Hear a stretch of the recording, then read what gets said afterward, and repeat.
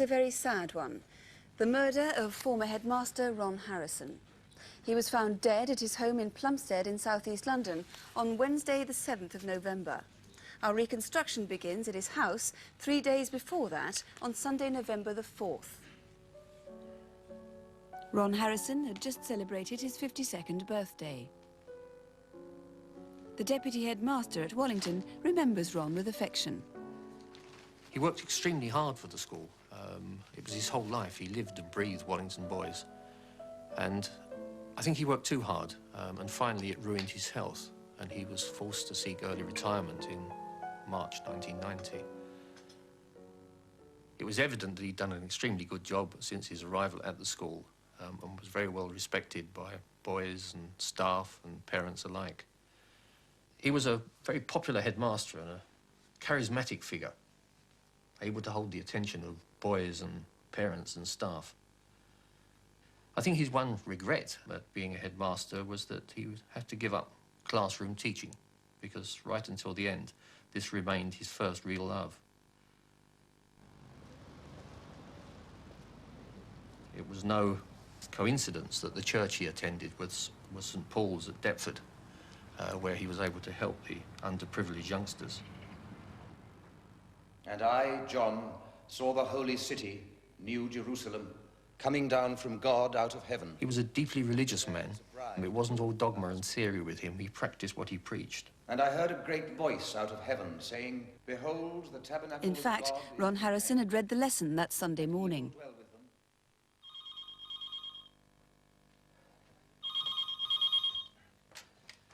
Hello? Rosie? Oh, you know, okay. How are you? In the evening, the school secretary who'd worked with him rang as she did every day to see how he was. No, I don't think so. I think I'll just watch a little TV and then have an early night. But half an hour later, a taxi was called to pick up Ron and 2 teenage boys. Well, I picked him up about 20 to 7, quarter to 7 on that night. The 2 boys were about 17, 18 years of age, Cockney accents, a little bit leery, a little bit full of themselves. Oh, God, where is he? What a nonce. Well, come on, will you? Ron Harrison came out afterwards. He was very drunk. Barclays in Woolwich. I want you to wait for me and bring me back. All right.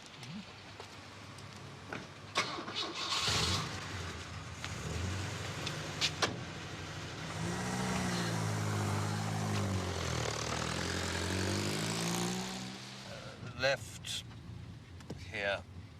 I took him to Barclays Bank. He kept giving me directions all the way there, which really got up my nose a bit. Straight on through the lights. I think I know the way after about 10 years of cabbing.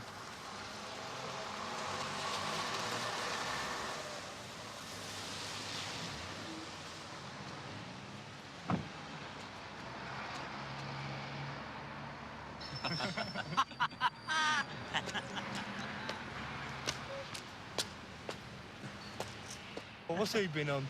He's been on tablets and drinking and all. State of that silly bastard. I did feel that the 2 boys had seen Ron Harrison before. This wasn't the first time that they'd seen him. They was just too cocky around him. You know, they wasn't shy of him or anything. They was just as though they was like not friends, but they knew each other. It wouldn't give me any money.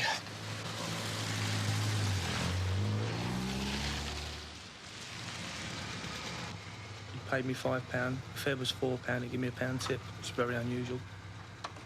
The driver dropped all 3 passengers back at Ron's house. Dinner this way.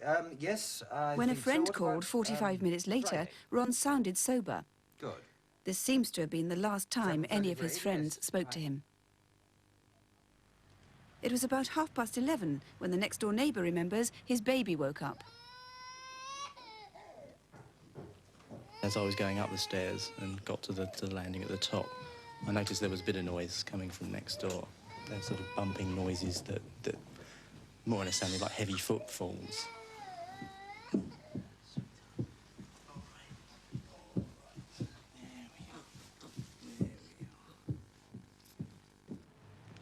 On the other side, Albert Britton went into the garden to smoke a last pipe before bed. I saw the light was on, and then a shadow crossed the window. That looked like Ron. And a few seconds afterwards, another shadow crossed behind it. So I don't know who anybody else could be there. Whatever had happened that Monday night, the following morning, someone was seen in the house wearing a rugby shirt. And Ron Harrison didn't own a rugby shirt.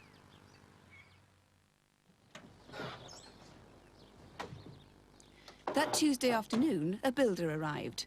Ron had asked him to do some decorating.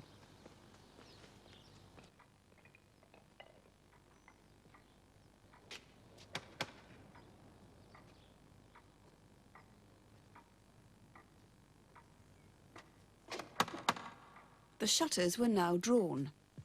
No one answered the door.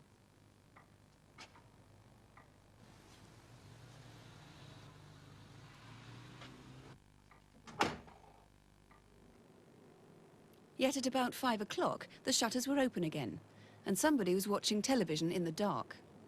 Was it Ron or someone else? Mr. Harrison? Mr. Harrison? On Wednesday morning, Margaret Parker arrived to clean the house.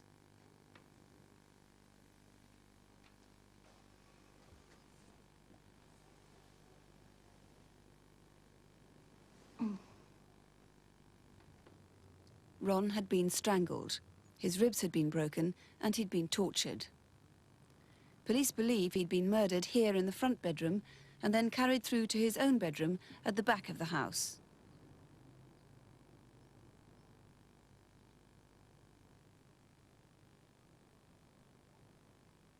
The words Ron had read in St. Paul's Church the previous Sunday now seem sadly prophetic. And there shall be no more death, neither sorrow nor crying, neither shall there be any more pain, for the former things are passed away. Well, Mr. Allen, do you know exactly when Ron was murdered? I believe he was murdered on the Monday night. That's the Guy Fawkes night. We know that he was tortured before he died. There were wounds, cut wounds inflicted on his legs and his face, and his ribs were broken. And I believe that the two shapes Mr. Britton saw were in fact his killers taking his body into his bedroom.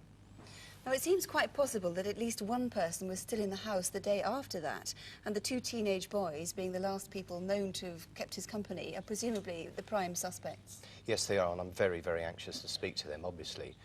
I can tell you that Mr. Harrison was in fact gay, and we know from what the taxi driver has told us that it was obvious he knew these two boys. Now, we don't know if he was having a relationship with them, but I need to see them so that I can clarify this matter with them.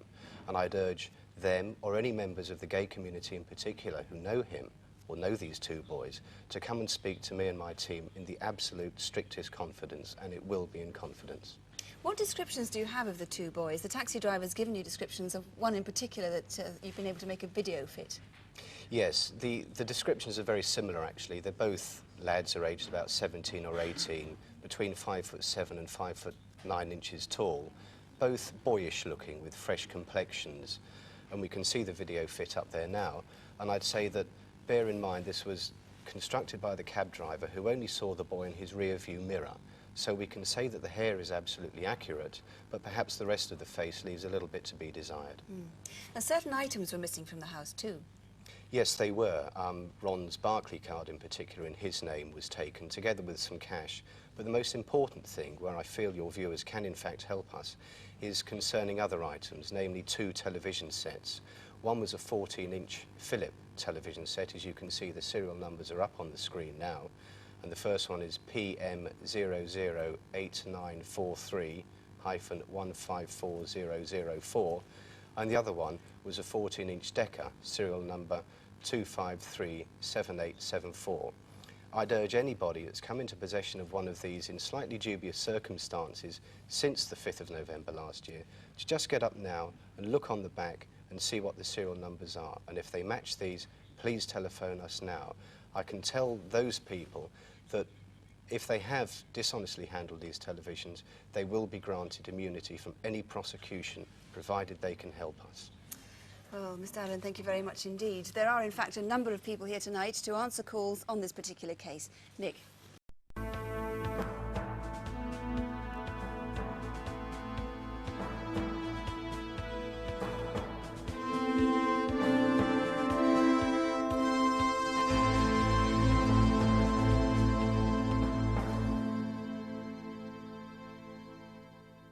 This is what happens after Crimewatch is off the air. The set has been dismantled and the studio made ready for another show. The police have all gone back to work, hoping that someone watching Crimewatch will help move their case on to the real theatre of crime, the courtroom.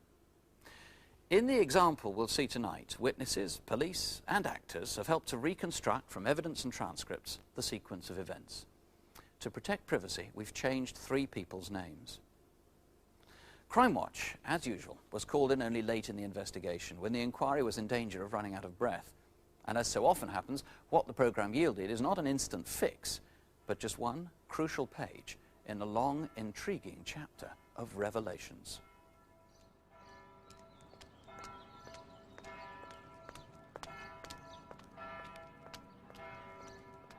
Ron, Roger, it's good to see you again. How are you? Hello, Father. I'm much better, thank you.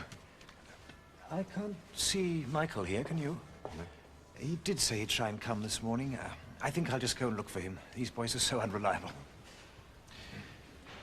How is he, Roger? Is he getting better? I don't know, Father. I don't know. He was determined to come to church this morning because it's his turn to read the lesson today, but he's not strong. He's not the man he was. He looks terribly frail. What did the doctors say? Well, confidentially, they've told him that he's got hepatitis B. I've got a feeling that they think he might not pull through.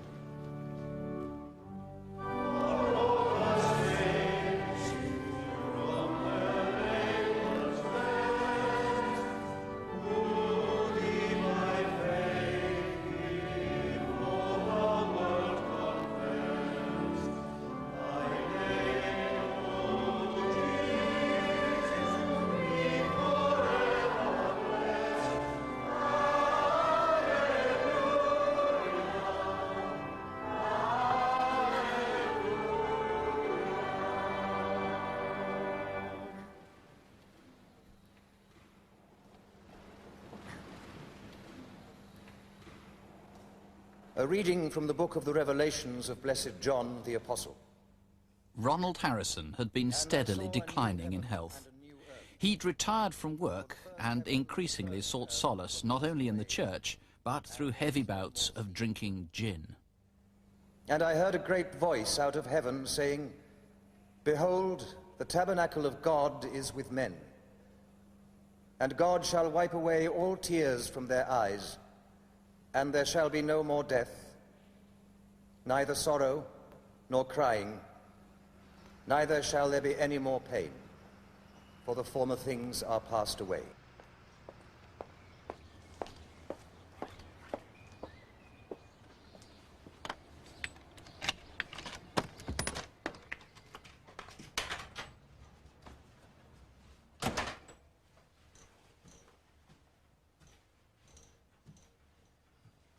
Ron?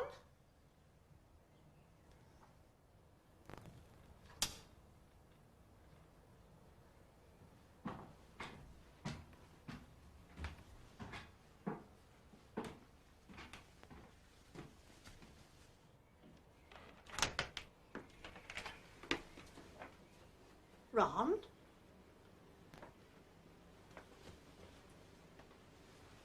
Ron?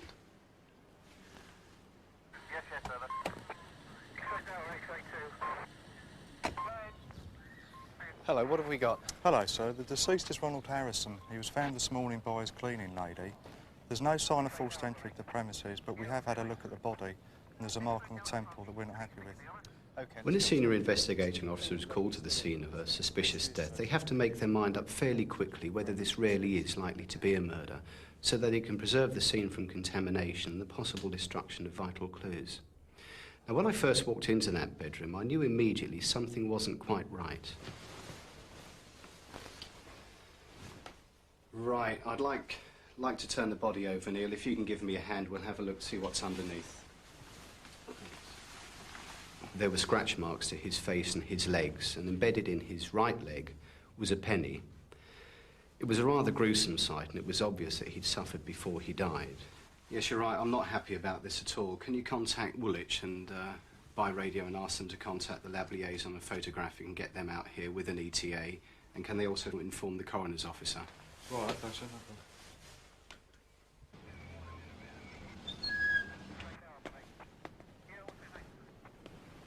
When did you last see him alive? On Saturday, he gave a dinner party with some friends. It was his birthday recently, and we were celebrating. And then I saw him again the next morning at church. He's a very religious man. How are we doing, Bob? Yeah, I'm just doing a close-up of his face. Did he live here on his own? Yes, he wasn't married. From time to time he had young men come to live here, but they didn't stay long. Of course, I knew he was homosexual.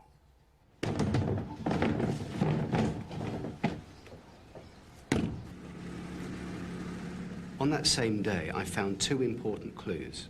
Firstly, an empty credit card holder by the side of Ron Harrison's bed, which indicated that the killers had almost certainly stolen some of his property. More importantly, I found a diary in which Ron Harrison kept meticulous records of all the people he met, so immediately we had dozens of individuals to speak to.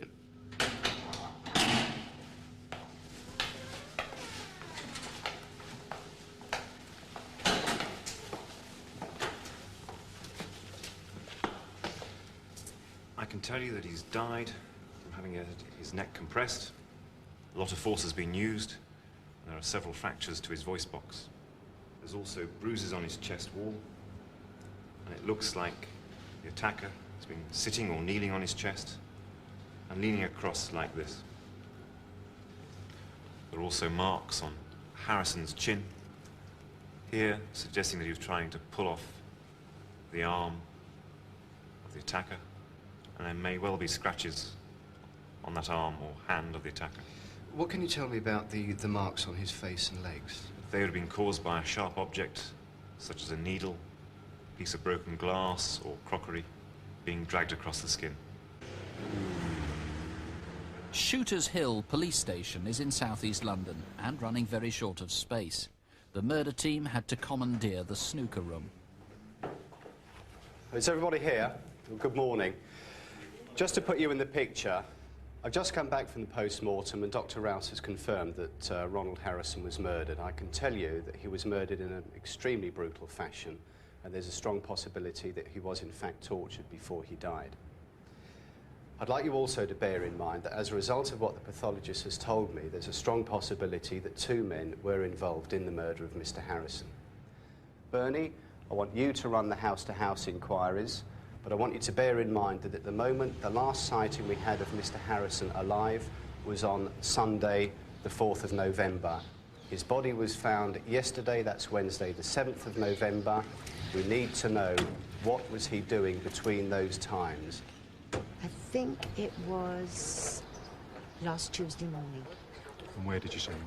And he was walking up, going towards his house. Well, I think it was on Monday afternoon, just after lunch. He was with a couple of boys and they were getting into a taxi, I think. Yes, that's right. But I think they were coming up the path towards the house. Are you sure? I don't think so. That's not right, because I remember I was putting Jamie into the car at the time. People have come forward to say they'd seen Ron Harrison alive the Monday, the Tuesday, even the Wednesday. We felt at the time this couldn't all be correct, but we couldn't discount any of it. It later turned out that the most important information came from Ron Harrison's next-door neighbours, Mr. and Mrs. Britton. Can you recall anything unusual about Monday evening last? Yes, I can, because I went to bed before midnight and while I was in bed there was a lot of scuffling next door, in Ron's house next door to mine, in the bedroom. And then I heard 3 knocks and then a thud. Then I went out the back door to have the smoke, and as I did, I looked up and I saw Ron's bedroom window was alight. I saw a shadow crossing the window, and then a second shadow crossed, and it appeared that they were carrying something.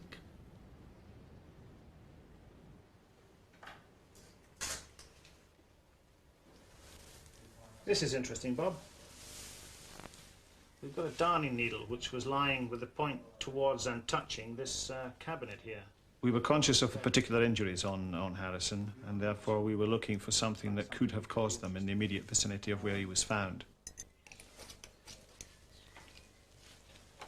Downstairs we found broken glass, shards of which, again, could have been used to cause these wounds.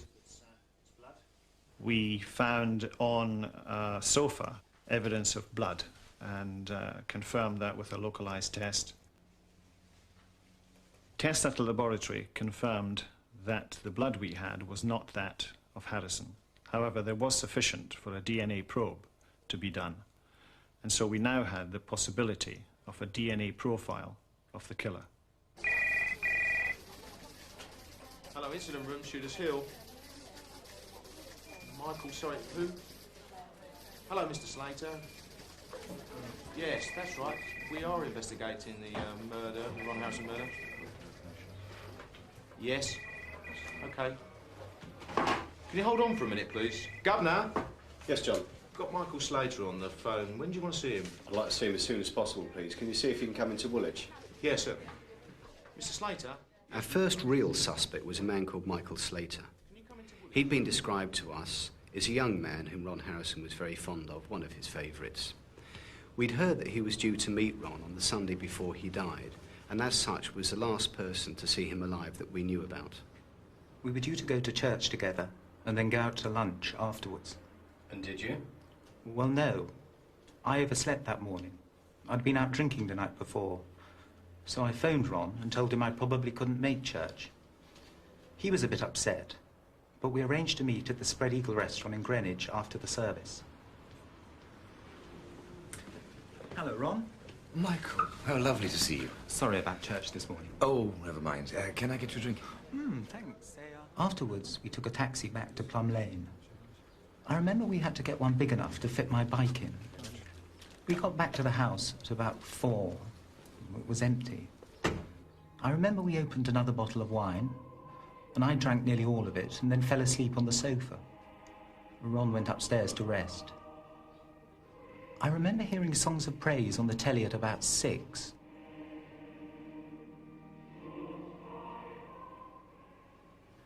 Then at about 8...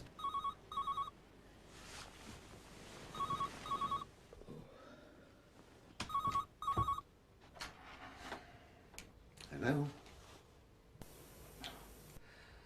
No, look, I'm sorry. It's not possible tonight. I've got people here and we don't want to be disturbed. Yeah. Okay.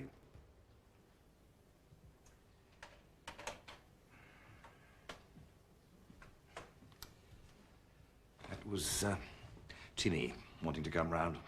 Such a nuisance, those boys. Always phoning up asking for money. Yeah. I knew Timmy was a boy I had seen several times at St. Paul's. He always seemed rather surly, and Ron gave me the feeling he was a bit scared of him. Later on, Ron went upstairs to make another call and then went to bed. Soon after that, I went to bed too. I slept in the bedroom in the front of the house. Ron and I were only ever friends. There was never anything sexual between us. We visited clubs and talked a lot about our lives. And I would tell him about people I had met, and he told me his adventures. And did he have many adventures? Yes, a few. So what happened on the Monday? I got up late at about 11, and shortly afterwards we went out to lunch. We took a taxi to the Earl of Chatham pub in Woolwich. Ron said he had heard it did good food. Did anyone see you there? Can anyone verify the story? I remember it was busy. Oh yes, and I remember a little old man pinched our table when we were getting some food. I particularly remember him because he was reading a copy of the Telegraph and eating prawn-flavoured crisps. I remember thinking this was a bit of a cheek, because the pub didn't sell crisps. I'll put you on weight already. Afterwards, we went back to Plum Lane by bus.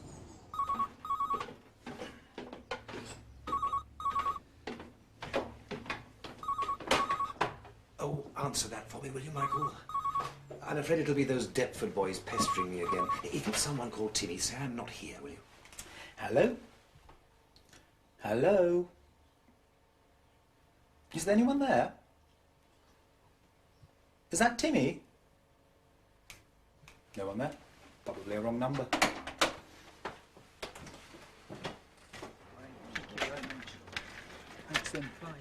So the last time you saw Mr. Harrison was on the Monday afternoon at about 3:30? Yes, that's right. Are you absolutely sure that you've told us everything? Because you should know that we'll check this story in every detail. Is there anything else you want to tell us? No, I've told you everything. Would his story break? Could Slater be the killer? Or could other suspects be unearthed? Inspector Allen went to Mr. Harrison's church, St. Paul's, in Deptford, to interview Canon David Diamond. How well did you know Ron Harrison, Father? We've known each other for years. When I first started here in 1969, he was deputy headmaster at Haberdasher Aske's. And we got to know each other then because I used to visit the school quite frequently. I understand that some of the altar boys who attend your church also visited Mr. Harrison's home. Were you aware of this?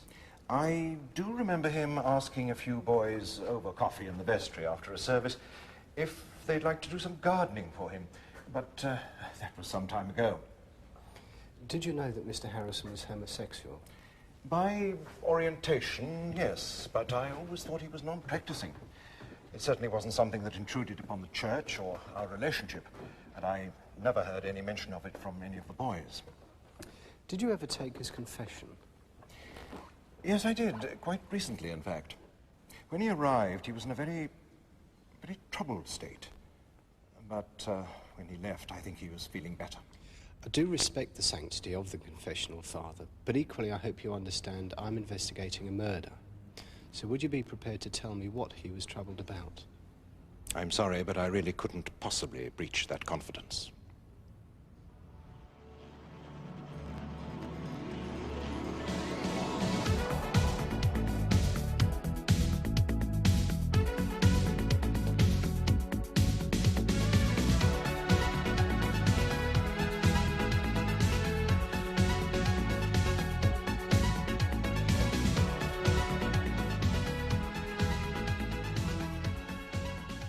We knew from Ron's diary that he often visited gay pubs and clubs in London's West End, and that he sometimes picked up rent boys from places like the Golden Lion. Clearly, this was an important line of inquiry. I'm investigating the murder of this man. Have you seen him here? Can you tell me anything about him? I used to come here for a drink sometimes. Occasionally pick up boys. Do you know anything about the boys? No, I don't know anything about them. Listen, I understand your reluctance in speaking about them, but I'm not interested in the boys apart from finding out about this man. You sure you don't know anything at all? I'm sorry, I don't want to get involved. A lot of gay people are traditionally reluctant to speak with police. And in this case, they were particularly worried that their names would be stored on a computer. This was due in part to an article which appeared in a gay newspaper at the time, which criticised a murder investigation down in Sussex for what they felt was misuse of information. So at the start of this inquiry, we were getting a very negative response. The way we dealt with this was that I wrote a letter to the paper explaining exactly how such information is used and reassuring them that we were not using a computer on this inquiry. We also invited any leader of the gay community to come along to the incident room to see us, and Jeremy Clark of the Gay London Policing Group came along and saw for himself. And this is the card system on which the details of all information that comes into the inquiry are stored. As you can see, there's no computer at all. Right, this is the only place people's details have been kept. This is the first time that the police had approached Gallup to ask us for our help. From our point of view, I had to be convinced that they were going to handle the matter sensitively and that the investigation will be done properly. Say you've got an 18-year-old who's coming forward. giving you information and it turns out that he's in a sexual relationship, an underage relationship, what do you do then? We're not interested in any other matters apart from solving this murder. And indeed, there has been an immunity arranged with the Crown Prosecution Service for those kind of matters that come to light. We're not interested in them at all. That's good, right. I thought they'd be very wary of an organisation that's been critical of them like ours. But in fact, they were very open with me about the way they were going about things. And then I was in a position to be able to reassure people that their names and details weren't being put onto a computer, for example. Afterwards, the response was much better, and we began to get a picture of Ron Harrison's behaviour in the West End. It was almost like he was two different people. There were a lot of aspects to Ron Harrison's life that many people would disapprove of, but at the same time, there was much to respect about the man. For 16 years, he had been a highly regarded headmaster of Wallington High School for boys in Surrey. My officer spoke to literally dozens of people he'd worked with, and there was not the slightest hint of any untoward behaviour. New clues, though, were beginning to emerge from the investigation of the murder scene. 2 fingerprint experts spent a week there and recovered 93 different sets of palm or fingerprints. 19 were on the wallpaper immediately above the bed. Everyone who knew Ron Harrison was asked to give their prints, on the assurance that the records would be destroyed when the investigation was completed.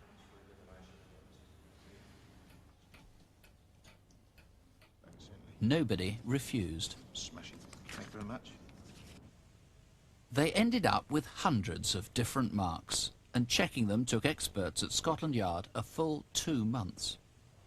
Hello there. DC Hartley from the incident room at Shooter's Hill Police Station. Meanwhile, it had emerged that Mr. Harrison had a conviction for drink driving, since when he tended to use taxis. Paul Harty had the task of talking to every cabbie in the district. If any of the taxi drivers recognise him, can you give me a ring at the police station at Shooter's Hill?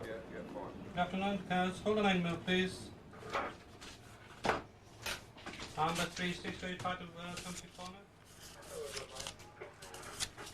Afternoon, cars.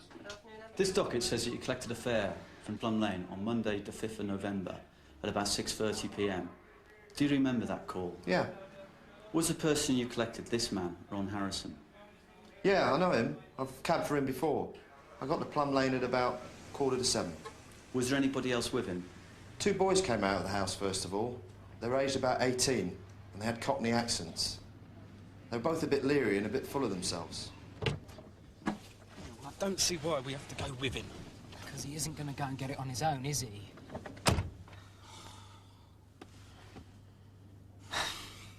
Where is that nonce? Oh, dickhead. Come on, will ya?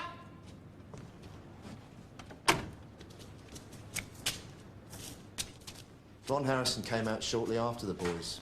He was very drunk.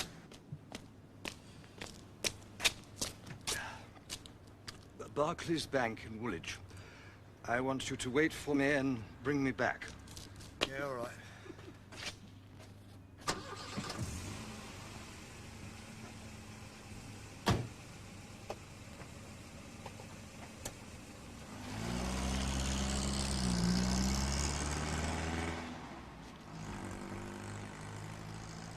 Left here.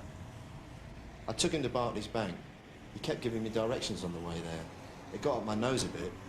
I mean, I think I know the way there after cabbing for 10 years.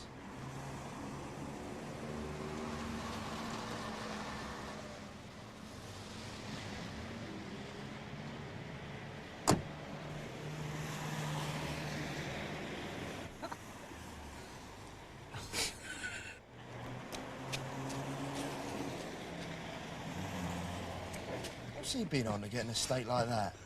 You've been on the tablets. You've been drinking gin and that. Stay at that silly bastard.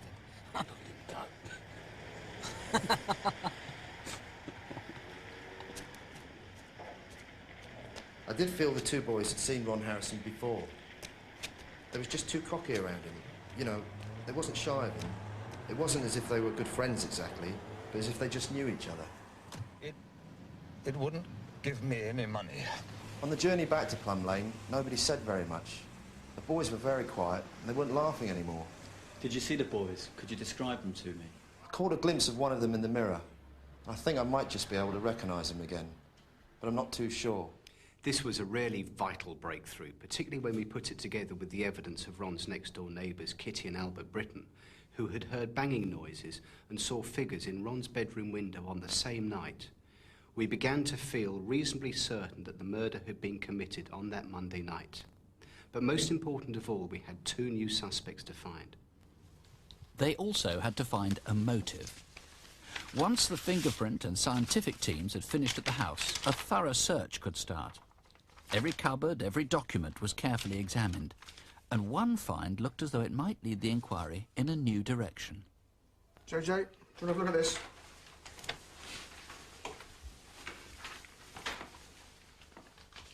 As you know, a final demand for an access bill of some £500 has been found in Ron Harrison's house belonging to a Timothy Kelly.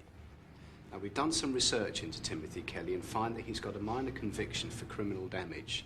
This offence was committed with a man called Mark Dooley. We know that Timothy Kelly and Mark Dooley hang around a lot together and that they attended St Paul's Church in Deptford and that they were altar boys there. They're also both known to Father Diamond, who is in fact bringing Kelly into Woolwich Police Station this afternoon, where he's going to be interviewed by Bernie and John.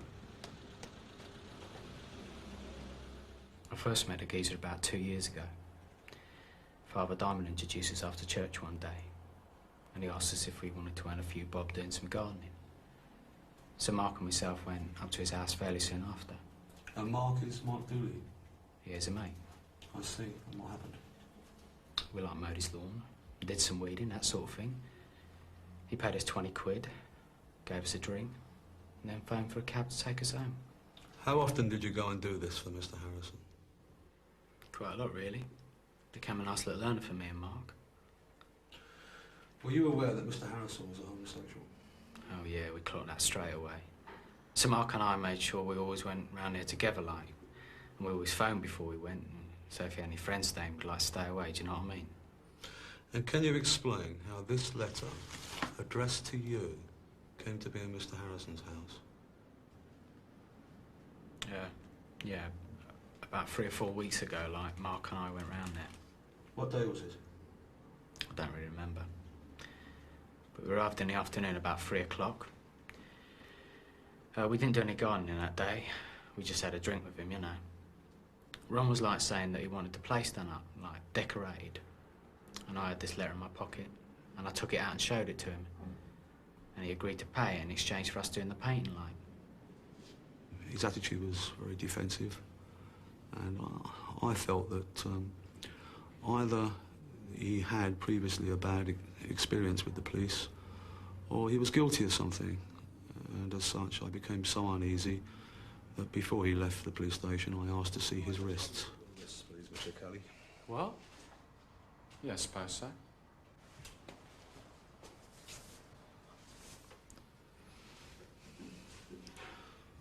What were these marks caused by? Like I got them falling down outside a pub one night when I'd had a few too many. You were drunk, were you? Yeah, that's right, and I fell over. They could have been caused by him falling over, as he suggested. But equally, they could have been defence wounds caused by some sort of struggle. And as such, I made it my business that the next time I saw his friend, Mark Dooley, I would look at his wrists. I see you have some cuts and scars on your wrists. Can you tell me what caused them? Yeah. I fell down outside a pub one day, like, after I had a few too many. I see. I found it extraordinary that Mark Dooley should have the same injuries and give the same explanation as Timmy Kelly. And I felt that they'd concocted a story between themselves, and I became even more suspicious of them. So how did this idea of decorating Mr. Harrison's house come up? Well, because of the state of the place and that. I mean, there was this big crack in the corner of the wall. So did you go around the house looking at all the rooms that needed decorating? No, not all the rooms, no. So which rooms have you been into in Mr. Harrison's house? The front room, the kitchen and the conservatory. Have you ever been in any of the upstairs rooms, in any of the bedrooms? No, definitely not. The only rooms I've been in upstairs is the toilet. I mean, I never went into any of the bedrooms. There was never any reason. We know that from time to time, Mr. Harrison had sex with boys, are you certain that he never took you into the bedroom? Is you calling me a queer or what? For any reason? No, I never. No. Look, I ain't had sex with him. I wouldn't want to, and I definitely didn't go into his bedroom. So who had been in Ron Harrison's bedroom? The pattern was beginning to come clear. I've positioned on the wall all the marks that the fingerprint branch have identified so far. These are all made by the same person, Mark Kendall, and it would be interesting to hear an explanation for them. Well, I've spoke to Kendall. He used to live with Harrison. He's explained how those marks came to be there. What's his alibi like, Ken? Well, it's pretty watertight. He was in Doncaster when the murder took place. What about these marks, Ken? These are all made by a second person, and it would be interesting to hear an explanation for them. I find these marks interesting. The position is as if someone's leant against the wall whilst dragging something onto the bed. And those marks belong to Mark Dooley. Mark, tell me again which rooms in Ron Harrison's house you've been in. The sitting room, the kitchen, the conservatory and the toilet upstairs. Are you certain? Have you ever been inside the bedroom? No, never. Definitely not. Are you sure you haven't been in Mr. Harrison's bedroom for any reason whatsoever? No, never ever. Well, I have to tell you that I have irrefutable proof that you have been inside that room. Yeah? So what's that? I have irrefutable proof that you have been inside that room. Yeah, well, I'm denying it. Are you sure? Well, he might have said one time, go up and get something. I don't know. Yeah, that's it. I had to get an extension lead one time for the lawnmower. Where was the extension lead then? I don't know, I can't remember. Well, don't you think you better try, Mark? This is rather serious. I don't know. I think it was on the wardrobe, yeah, that's right, it was on the wardrobe. Your fingerprints were found on the wall next to Mr. Harrison's bed, Mark. That's nowhere near the wardrobe. So how do you explain that? I slipped and brushed against the wall. You slipped? How did that happen? I don't know, I think I tripped over a shoe and put my hand out to steady myself. You fell over a shoe? Yeah, well, I quite often fall over shoes. Oh, come on, Mark, this won't do, will it? You're lying, and these are juvenile lies. I put it to you that you were there when Mr. Harrison was murdered. No. Dooley was obviously very shaken, and we thought he might confess. So we called a halt to the interview in order that he be properly legally represented by a solicitor. Thereafter, he was able to compose himself, and at the end of the interview, we felt that we didn't have sufficient evidence to charge him, and so he was released. When you were doing your gardening for Mr. Harrison, did you ever use an extension lead? Yeah. And where was that extension lead kept? I don't know, in a conservatory, I think. Are you sure? Yeah, I'm sure. Did you ever have to go up to Mr. Harrison's bedroom to get an extension lead? No, never. Where were you on Monday night, the 5th of November? We was at a fireworks display at the Kenny Adventure Playground in Deptford. And who was with you? I don't know, I can't remember. There was a bunch of people. Was Mark with you? Yeah, Mark was one, and my cousin Angela, and a few others. Are you sure? You see, we have a witness who saw two boys with Ron Harrison on that night. They went with him in a taxi to Woolwich. I think that those two boys could be you and Mark. No, definitely not. We was at the fireworks like I told you. Mark was with you. Dooley and Kelly were plainly lying, but that didn't prove they were the killers. And some detectives feared the murderer was still unknown to them, perhaps a casual pickup from the West End. What was agreed was that something had been stolen from the house. Why else would they have found an empty credit card holder? So they checked to see what else was missing. And in a cupboard was an empty box for a new portable TV. We found 2 receipts for 2 televisions, both missing from the house. Right. One's a Philips, one's a Decca, both bought in Woolwich at Rumblow's. We've now found these 2 guarantee cards, both with serial numbers on. One of those TVs could be this one here. There's an entry in Ron Harrison's diary, the 10th of October. Ronnie Vincent, TV stolen, plus £30. Have we traced him yet? No, but there is an action.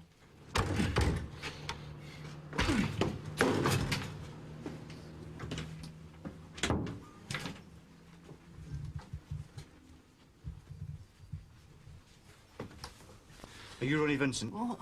Are you Ronnie Vincent? No. That's Vincent. Hello, Ronnie. I'm arresting you on suspicion of burglary. You don't have to say anything unless you wish to do so, but anything you say may be given in evidence. How did you know Ron Harrison? Well, it was like when we was kids, we used to go around and wash his car. And then he started giving us booze and cigarettes and that.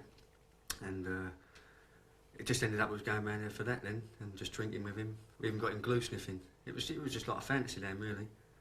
Why did you steal from him? Well, it was a soft touch. He used to let us steal from him. He used to give us money and leave his wallet lying around for us to take money out of it. He never used to mind. When we come round the next time, he never used to say nothing to us. What about the television then? Well, I did nick it. I went down there, I didn't have no money. I thought I'd get some money out of Ron about 3 months ago, and he went down the shops and I nicked the telly. What happened to it? I sold it in the pub. I got £50 off some geezer. We believed Vincent's story, and he was certainly never a suspect for the murder. But unfortunately, he couldn't remember which of the 2 televisions he had stolen. So I decided that we really had to try and trace both the missing sets. So it was that 10 weeks into the inquiry, the detectives made a national appeal. Good evening. On behalf of the BBC, I'd like to welcome you all here tonight to Television Centre and to this edition of Crimewatch UK. I know that we've all been very concerned about events in the Gulf today, and I can now confirm that BBC One is going to be given over entirely to the outbreak of war tonight. But we have been given a slot on BBC Two, so all your hard work won't be wasted. But because of events of today, we can really expect a smaller audience than we're used to. We began to feel almost as if the fates were stacked against us. And I remember the feeling of disappointment when we were told that we were being moved from BBC One and the reason why. Everyone was very apologetic, and of course we understood. But I remember saying to one of my detectives, who on earth is going to want to watch Crimewatch on the day war broke out in the Gulf? Thank you. 29 seconds on opening titles, 29 seconds. Coming to camera 3 next. So stand by with the lighting. In the event, 3.5 million people watched the programme, barely a quarter of the normal Crimewatch audience. 1 minute left on interview, Sue. Certain items were missing from the house. Yes, that's right. Ron's Barclay card was taken together with some cash. But the most important thing, where I feel your viewers can in fact help us, is concerning other items, namely 2 television sets. One was a 14-inch Philip television set. As you can see, the serial numbers are up on the screen now. And the second one is a 12-inch Decca, serial number 2537874. I'd urge anybody that's come into possession of one of these in slightly dubious circumstances since the 5th of November last year to just get up now and look on the back and see what the serial numbers are. And if they match these, please telephone us now. I can tell those people they will be granted immunity from any prosecution, provided they can help us. So how are you doing? What sort of calls have you had? Well, we've had 9 calls here in the studio and about 4 back at the incident room. Not many. No. Disappointing, isn't it? The whole place is quiet. We had a couple of calls which seemed promising at the time and a couple more after the programme, but in the end they all came to nothing. You've been asked here today to see if you can identify the persons you saw on Monday, November the 5th of 1990 in Plum Lane, South East 18, with Mr. Ronald Harrison. If you recognise anyone, please indicate by calling out the number. Okay? Okay. We had decided after their last interview to put Dooley and Kelly on an ID parade. They were still our best suspects, and there were 3 witnesses who told us that they had seen Ron Harrison with 2 boys on Monday the 5th of November. The first witness was a neighbour. No, I'm sorry. I can't make a positive identification. All right, thank you. The second was his partner, who also saw Ron Harrison with 2 boys on Monday afternoon.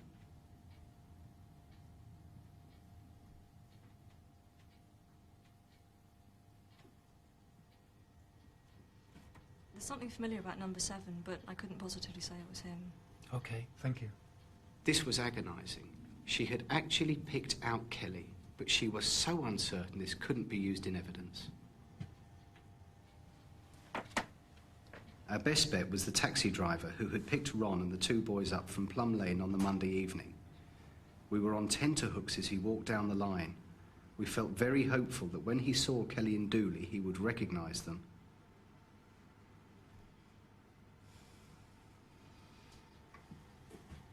Do you recognise anyone? Nah, I can't ID any of them. OK, thanks very much. We were very disappointed.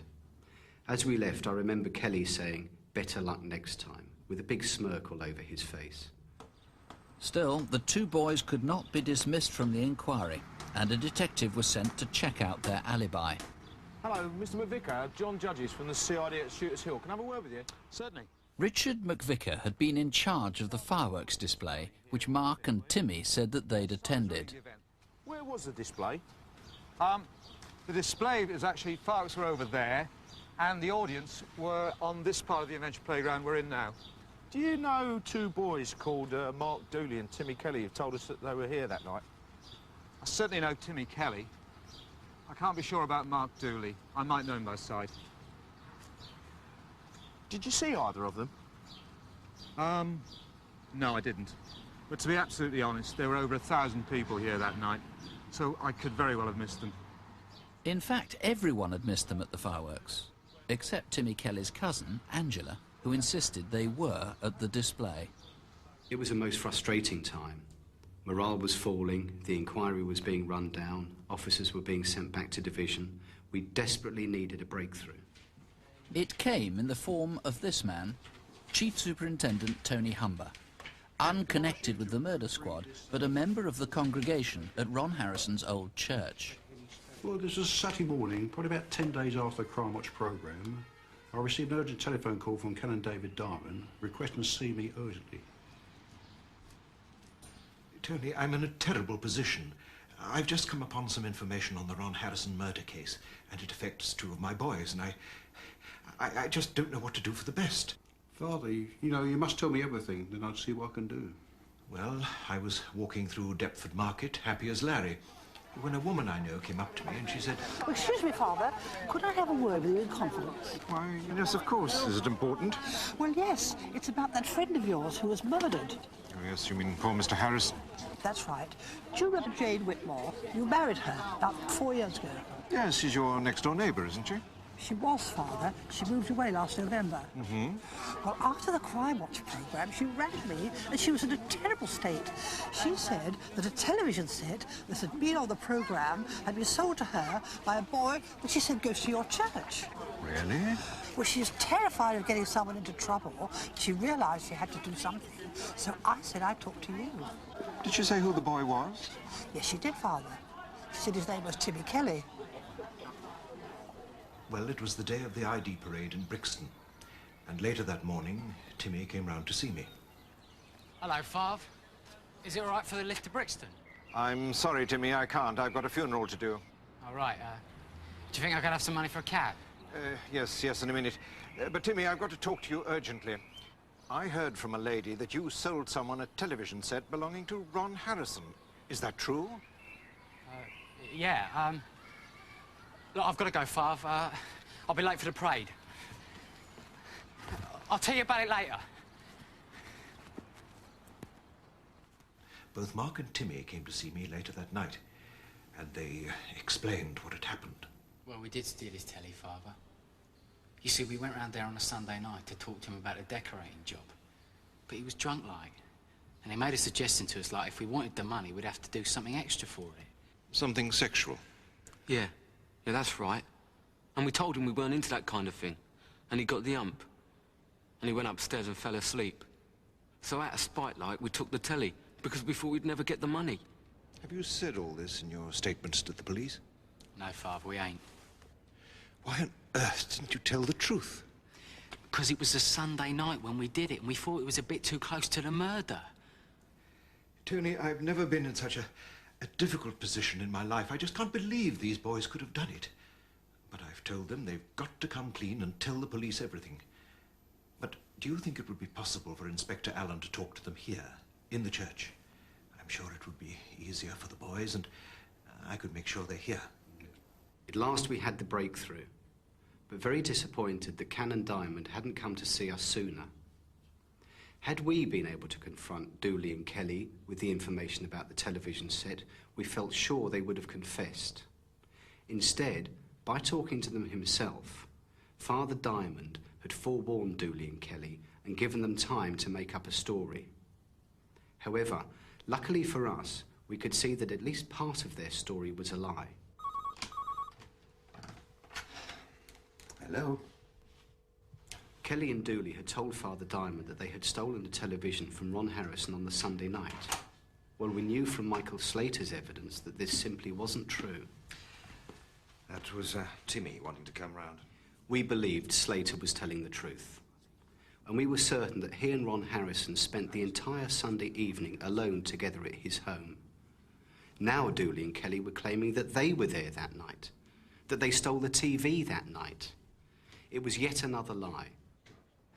As you know, Timothy Kelly and Mark Dooley have asked for a meeting with me alone in St Paul's Church to talk about the television set, which they admitted to Father Diamond they did in fact steal. If they repeat to me what I understand they've told him, I intend to arrest them both for murder. Bernie, I want you and Kevin in Crossfield Street by the gap in the wall.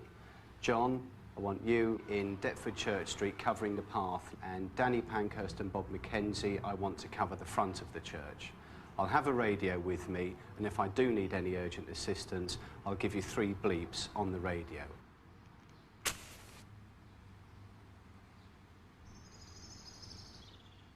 So when exactly did you steal the television set from Ron Harrison? On a Sunday night. And what time was that? Between about 6 and 7. And that was on the Sunday night? Yeah, that's right. The Sunday.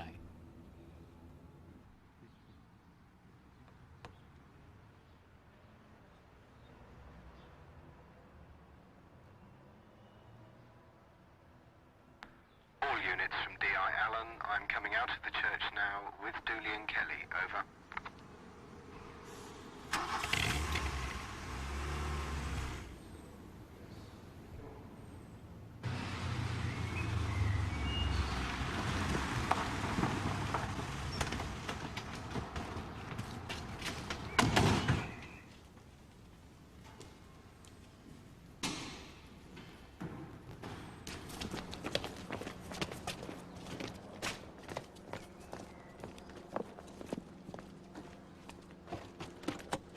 I don't think Dooley and Kelly could quite believe it when we arrested them.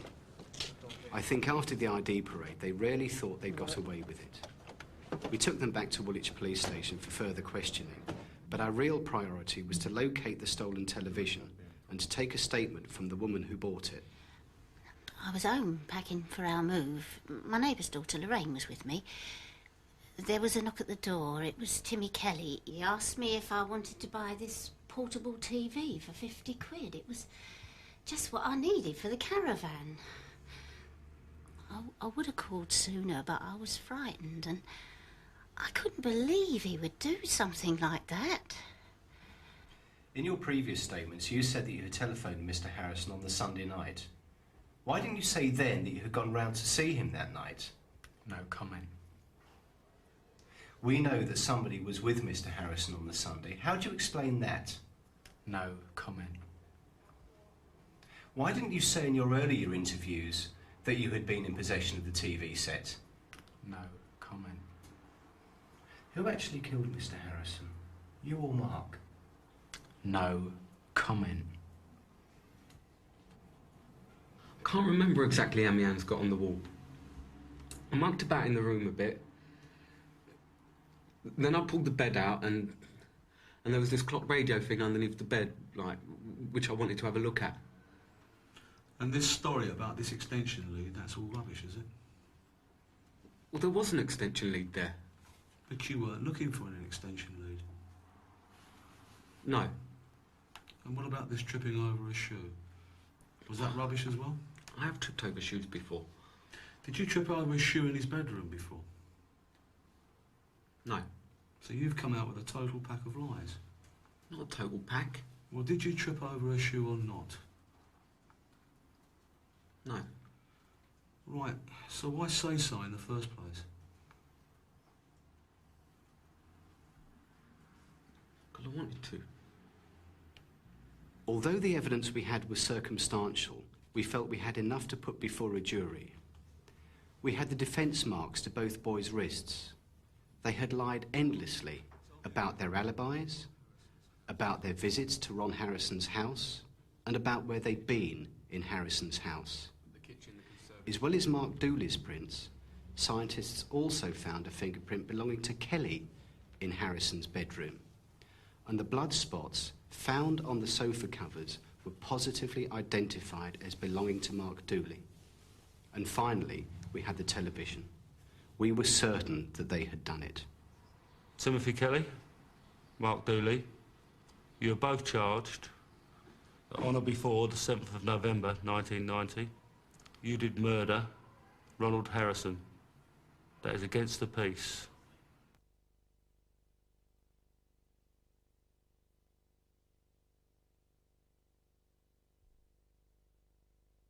Can you take them down for me, please? Come with me.